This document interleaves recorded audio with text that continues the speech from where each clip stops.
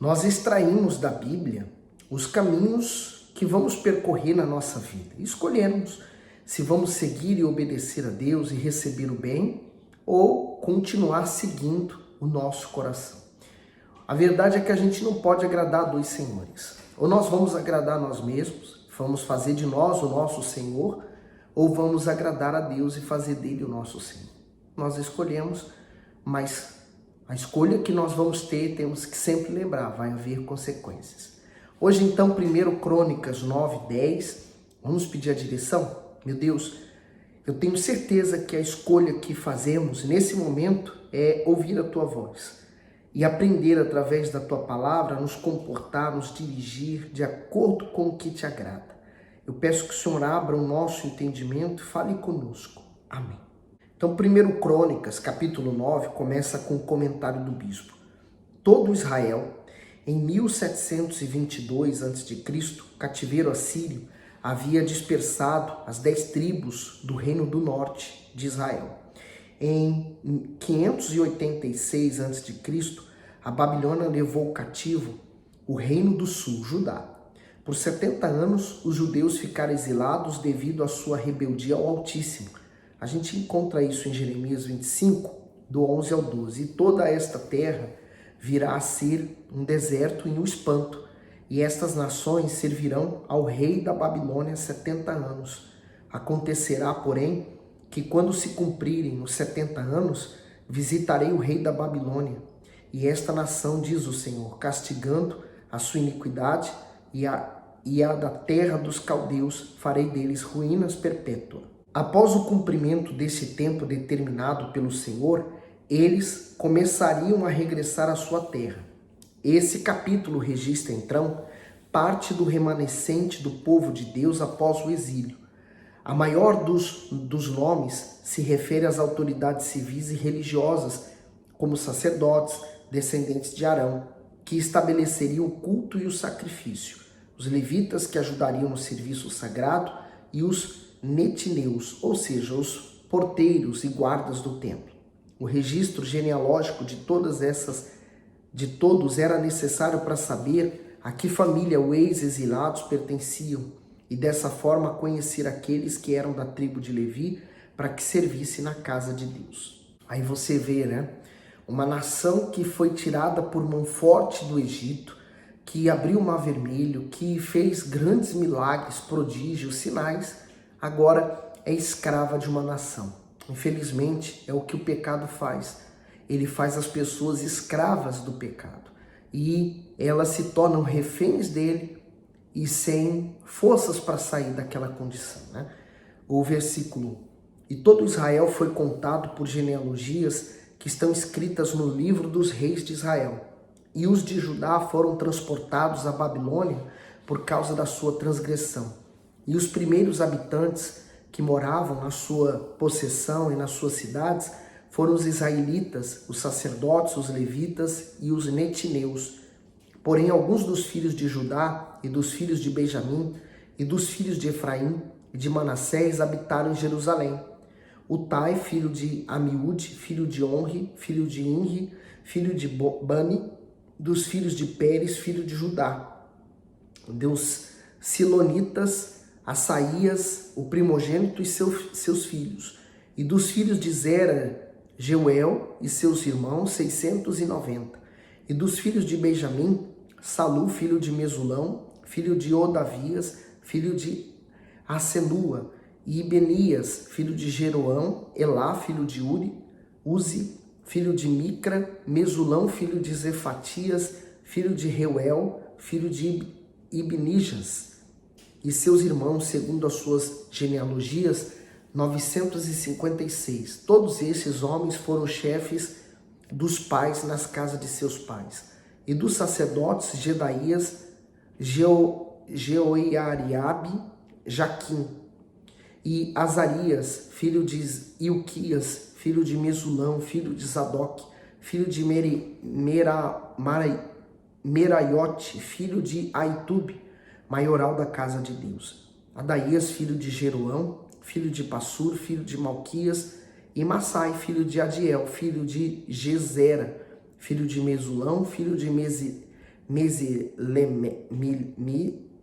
Mesimelite, filho de Imer, como também os seus irmãos, cabeças, nas casas de seus pais, 1.679 homens para a obra do ministério da casa de Deus.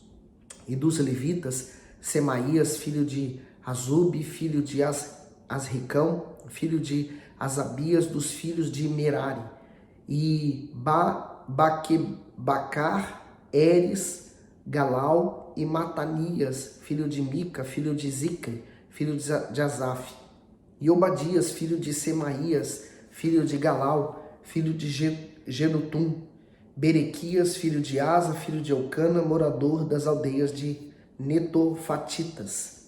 E foram porteiros Salom, Acube, Talmon, Aimã e seus irmãos, cujo chefe era Salom. E até aquele tempo estavam de guarda à porta do rei, do lado do oriente. Estes foram os porteiros dos arraiais dos filhos de Levi. E Salom, filho de Coré, filho de Ebiasaf, filho de Corá, e seus irmãos da casa de seu pai, os coraitas, tinham cargo da obra do ministério e eram guardas das portas dos tabernáculos, como seus pais foram responsáveis pelo arraial do Senhor e guardas da entrada. Finéias, filho de Eleazar, antes era líder entre eles, e o Senhor era com ele. E Zacarias, filho de Meselemias, porteiro da entrada da tenda da congregação. Então, lembra de Finéias? Ele havia morrido porque ele apresentou fogo estranho. E olha que forte que ele diz, né? Ele era líder e o Senhor era com ele. Deixou de ser. Não que Deus o desprezou. Bom, agora usei, agora não quero mais. Não, com Deus não é assim. Deus vai nos usar e vai contar conosco enquanto nós estivermos com Ele. A partir do momento que eu viro as costas para Ele, quer dizer, eu desprezo a Deus, Deus não vai mais poder contar comigo. E Zacarias, filho de Meselemias, porteiro da entrada da tenda da congregação. Todos esses escolhidos para serem guardas das portas foram 212, e foram estes segundo as suas aldeias, posto em suas genealogias. E Davi e Samuel, o vidente, os constituíam nos seus respectivos cargos. O vidente daquele tempo não é o vidente dos dias de hoje. Era o profeta. Vidente é o profeta. Então, não é o vidente para os dias de hoje. Tem gente que se justifica dizendo, eu sou vidente, mas está na Bíblia. Não, tem que saber o contexto. O porquê que está escrito vidente, né? Aí ele diz no 23, estavam, pois, eles e seus filhos às portas da casa do Senhor, na casa da tenda, junto aos guardas. Os porteiros estavam aos 4 lados, ao oriente, ao ocidente, ao norte e ao sul. E seus irmãos que estavam nas suas aldeias deviam do tempo em tempo vir por 7 dias para servirem com eles, porque havia naquele ofício 4 porteiros principais que eram levitas e tinham o encargo das câmaras e dos tesouros da casa de Deus. E de noite ficavam em redor da casa de Deus, cuja guarda lhes tinha sido confiada, e tinham o encargo de abri-la cada manhã. E alguns deles estavam encarregados dos utensílios do ministério, porque por conta os traziam e por conta os tiravam. Porque deles havia alguns que tinham o encargo dos objetos e de todos os utensílios do santuário, como também da flor da farinha, do vinho, do azeite, do incenso e das especiarias. E alguns dos filhos dos sacerdotes eram os obreiros da confecção das especiarias. E Matitias, dentre os levitas, o primogênito de Salom, o coraíta, tinha o encargo da obra que se fazia em sertãs. Então, você vê aqui a constituição, na verdade, de um corpo, né? Todo o corpo é importante, desde o que abre a igreja, o que fecha, o que lava a casa de banho, o que lava o chão, o que faz a reunião, o que faz a televisão, o que faz a rádio, enfim. Todos somos importantes porque estamos constituindo o corpo de Deus. Aí ele diz no 32, e alguns dos seus irmãos, dos filhos dos coatitas, tinham o encargo de preparar os pães da proposição para todos os sábados. Destes foram também os cantores, chefes dos pais entre os levitas, habitando nas câmaras, isentos de serviço, porque de dia e de noite estavam no seu encargo, ocuparem-se naquela obra. Estes foram os cabeças dos pais entre os levitas, chefes em suas gerações. Esses habitaram em Jerusalém. Porém, em Gibeão habitaram Jeiel, pai de Gibeão, e era o nome de sua mulher Maaca, e seu filho primogênito Abdom. Depois Ur, Quis, Baal, Ner e Nadab. E Gedor, Aiô, Zacarias e Miclote. Miclote gerou a Simeão, e também estes habitaram em Jerusalém de fronte dos seus irmãos com eles. Ner gerou a Quis, e Quis gerou a Saul. Saul gerou a Jonatas e Malquias, Abinadab e Esbaal. E os filhos de Jonatas foi Mereb, Baal. Mereb, Baal gerou a Mica. E os filhos de Mica foram Pitom, Meleque e Teraía. E Acaz gerou a Geará, e Geará gerou a Alemeque. E Asmavete e Zinri. Zinri gerou a Mosa. Mosa gerou a Beneia, cujo filho foi Refaías, de quem foi filho Eleazar, cujo filho foi Azel. E teve Azel 6 filhos, e estes foram seus nomes: Asricão, Bocru, Ismael, Searias, Obadias, Anã. Estes foram os filhos de Azel. Através da genealogia, nós vamos entendendo também algumas outras partes do que aconteceu nos pormenores entre aquelas pessoas principais que serviam o rei, ou o sacerdote, ou a organização. Agora, 1 Crônicas 10. E os filisteus pelejaram com Israel. E os homens de Israel fugiram de diante dos filisteus e caíram mortos nas montanhas de Gilboa. E os filisteus perseguiram a Saul e seus filhos, e os filisteus mataram a Jonatas, a Abinadab, a Malquias, filho de Saul. Então lembra que nós terminamos em Samuel na guerra em que Saul, então ele se lançou na sua própria espada, ele se matou, porque ele não queria ser morto pela mão dos seus inimigos. E alto preço, né? Porque a pessoa que tira a própria vida, ela não tem direito ao reino dos céus. No 3. E a peleja se agravou contra Saul, e os flecheiros o alcançaram, e temeu muito aos flecheiros. Então disse Saul ao seu escudeiro: arranca a tua espada e atravessa-me com ela, para que porventura não venha estes incircuncisos e escarneçam de mim. Porém o seu escudeiro não quis, porque temia muito. Então tomou Saul a espada e se lançou sobre ela. Então, olha o erro, né? Primeiro que esse rapaz aqui, o escudeiro dele, foi homem de Deus, porque ele não quis tocar no ungido, né? Ele não quis sujar suas mãos com sangue, né? Mas Saul foi covarde. Vamos pensar, né? Ele não poderia se entregar, entre aspas, ao inimigo, e se Deus fosse com ele, Deus não o livraria? Ele sabia que Deus não era mais com ele. Então, o medo dele era ser envergonhado, era a reputação dele de rei, como é que ele ia morrer, né? Mas foi pior aqui, a situação dele foi 1000 vezes pior do que ele ter se entregue aos inimigos, porque vamos olhar para a alma, né? Vamos esquecer o título, porque o reinado dele durou pouco tempo, né? Tudo nessa terra dura pouco, mas ele perdeu a eternidade com Deus, e ele foi um homem de Deus, foi ungido por Deus, quer dizer, ele perdeu tudo. Aí eu lembro agora que o Senhor Jesus falou assim: do que adianta você ganhar o mundo inteiro e perder a sua alma? Nós podemos encaixar isso perfeitamente em Saul. O que adiantou ele ganhar tantas batalhas, ser rei, e aqui agora ele perdeu a alma? No 5. Vendo, pois, o seu escudeiro que Saul estava morto, também ele se lançou sobre a espada e morreu. Assim morreram Saul e seus 3 filhos, e toda a sua casa morreu juntamente. E vendo todos os homens de Israel que estavam no vale, que havia fugido, que Saul e seus filhos eram mortos, deixaram as suas cidades e fugiram. Então vieram os filisteus e habitaram nelas. Sucedeu que no dia seguinte, vindo os filisteus a despojar os mortos, acharam a Saul e a seus filhos caídos no monte de Gilboa. E o despojaram e tomaram a sua cabeça e as suas armas, e a enviaram pela terra dos filisteus em redor, para o anunciarem a seus ídolos e ao povo. E puseram as suas armas na casa de seu Deus, e a sua cabeça fixaram na casa de Dagom. Quer dizer, quem fez festa foi o diabo, né? Não foi Deus. Deus não perdeu a batalha, mas Saul perdeu porque estava sozinho.